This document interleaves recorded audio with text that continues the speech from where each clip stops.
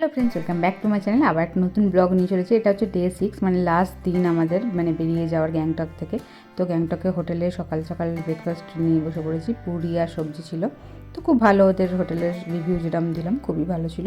আর আমাদের ভিউ রুমও দিয়েছিল, but view তো আর দেখা হয়নি, সব দিন তো বাইরে বাইরেই কেটে গেল। তো লাস্ট দিনে আমরা ভিউ টিউ দেখে এখান থেকে হোটেল থেকে সব ব্যাগপত্র গুছিয়ে যাওয়ার দিন ছিল একটা বড় ট্রলি আর দুটো পিঠের ব্যাগ, তারপর হয়ে গেল কেনাকাটা করে আরেকটা এক্সট্রা ব্যাগ।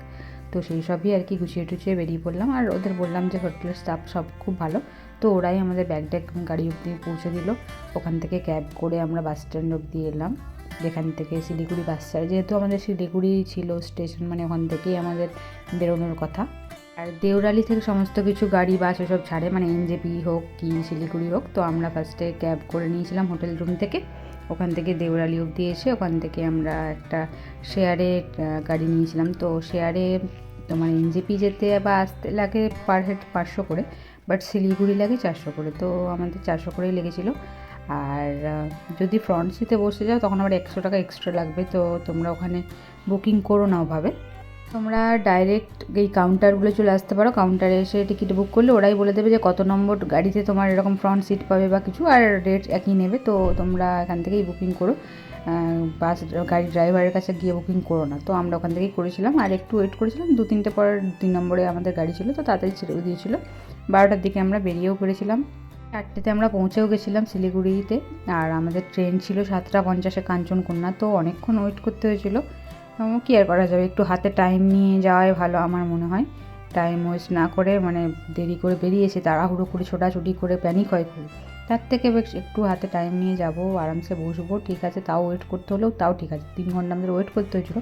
বাট ঠিক ছিল যে না, অসুবিধা নেই, আমাদের কোনো প্রবলেম হয়নি। বাড়ি যদি যাতায়াতে কোনো প্রবলেম হতো, গাড়িতে প্রবলেম হতো বা কিছু, তো সেই সব আমরা টাইম হাতে নিয়ে বেরিয়ে পড়েছিলাম। তো 3 ঘন্টা আগেই পৌঁছে গেছিলাম। আর রাস্তায় ভিউ এনজয় করতে করতে আসছিলাম। তিস্তা নদী পুরো গ্যাংটক জুড়ে, লাচেন লাচুং সমস্ত জায়গায় তোমরা তিস্তা নদীকে দেখলেই।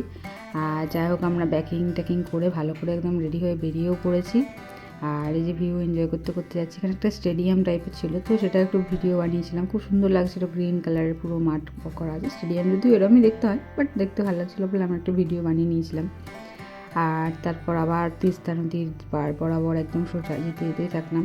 আর যে রাস্তা দিয়ে গেছিলাম ওই রাস্তা দিয়েই এসেছিলাম, সেমই রাস্তা ছিল প্রায়।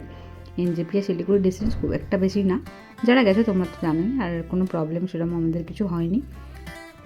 তিস্তা নদী বন্যার সময় একদম পুরো উঁচু হয়ে ফ্লাড হয়ে চারিদিকে একদম ভর্তি হয়ে থাকে জল। এই বাড়িঘর সব কিছু ডুবিয়ে নিয়ে চলে যায়। তোমরা আগে দেখেইছো 2023 সালের অক্টোবরে যেটা হয়েছিল, ভয়ানক একটা ফ্লাড। যাই হোক, আমাদের রাস্তায় হল্ট দিয়েছিল লাঞ্চের জন্য। তো আমরা ওখানে একটু চিকেন মোমো খেয়ে নিয়েছিলাম। এখানকার মোমো চলে যাচ্ছে যখন, লাস্টবার একবার খেয়ে তো যেতেই হবে, দারুণ টেস্ট ছিল। আর খুব সুন্দর এখানে সব বোটিং করছিল ওই তিস্তা নদীর ওপরে। তো সেই সবই আমি একটু ভিডিও বানিয়ে রেখেছিলাম আর কি তোমাদেরকে দেখানোর জন্য। তারপর শিলিগুড়ি এখানে পৌঁছে গেলাম স্টেশনে। আর এখান থেকে টয় ট্রেনও ছাড়ে, যেটা দার্জিলিং হয়ে যায়, সমস্ত কিছু ভিউ পয়েন্ট দেখিয়ে।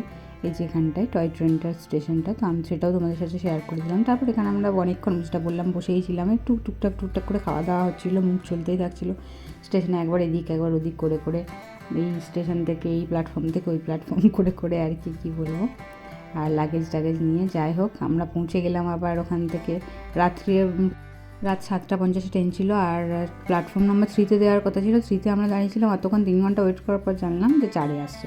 আবার 4-এ গেলাম। তো যাই হোক, তারপর ওখান থেকে আমরা পৌঁছে গেলাম শিয়ালদা।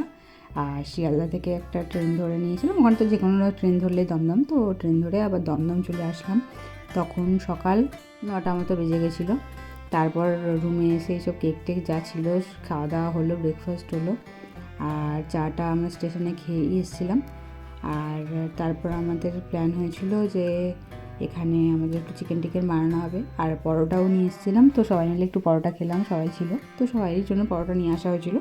পরোটা খেয়ে তারপর চিকেন টিকেন বানানোর প্ল্যান ছিল, কারণ গার্গি একটা জব পেয়েছে, তো সেই ট্রিট দেওয়া হচ্ছিলো আর কি। গার্গি বললো আজকে ট্রিট আমার তরফ থেকে। তো সবাই মিলে, আমি রান্নাটা করলাম, সবাই জোগাড় করে দিল, জোগাড় করে রান্না করে আমাদের খাওয়া দাওয়া হলো, পার্টি হলো। তো এই ব্লগটা কেমন লাগলো অবশ্যই কমেন্ট করে জানিও। তাহলে একটা লাইক করে দিও, চ্যানেল নতুন হলে সাবস্ক্রাইব করতে ভুলো না, পাশে থাকা বেল আইকনটা প্রেস করে দিও। আর ইউটিউব থেকে দেখলে অবশ্যই সাবস্ক্রাইব করে দিও। আর ফেসবুক বা ইনস্টাগ্রাম থেকে দেখলে অবশ্যই তোমরা ফলো করে দিও আর ইউটিউবে সাবস্ক্রাইব করে দিও, ডেসক্রিপশন থেকে সমস্ত ডিটেলস পেয়ে যাবে। তো দেখা হচ্ছে পরের ব্লগে, পরে আসছে বিয়ে বাড়ির ব্লগ। সবাই ভালো থেকে সুস্থ থেকো, টাটা। সবাই ভালো থেকো, টাটা, বাই বাই।